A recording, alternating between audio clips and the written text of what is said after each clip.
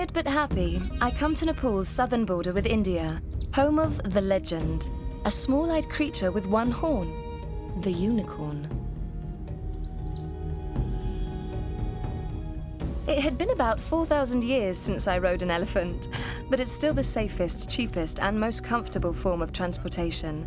And I think that the rocking motion is fun, although others may have experienced some minor spinal injuries.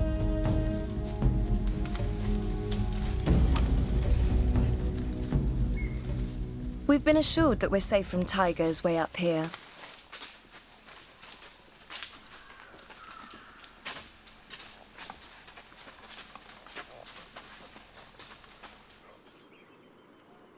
Who wouldn't enjoy this experience? The people who care for these pakedams are called Mahouts. For a while, they feared that elephants would go out of style, but now that this new sport is being promoted, things are on the uptake.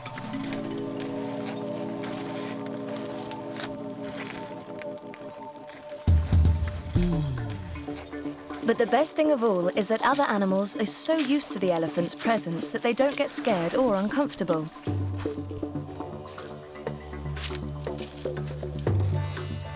No one who visits Chitwan or Kaziranga National Park should miss this elephantastic trip.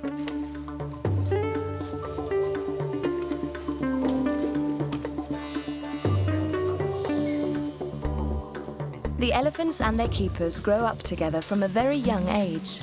This close relationship eventually leads to a great source of income. In addition, elephants are non-toxic, and when you're done with them, they can be recycled.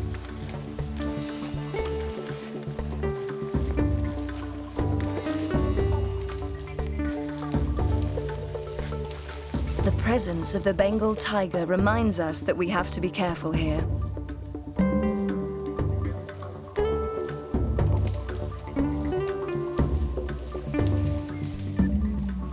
If a myopic unicorn comes by, he might think that this strange shape on top of the elephant is a sombrero.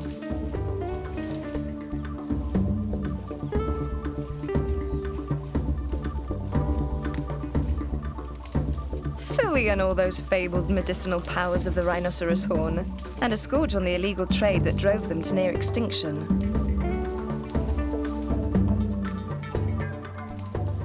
Luckily, the Indians and Nepalese have realized that a live rhinoceros is worth more than some desiccated rhinoceros horn in the living room of whoever decides to come out on the hunt.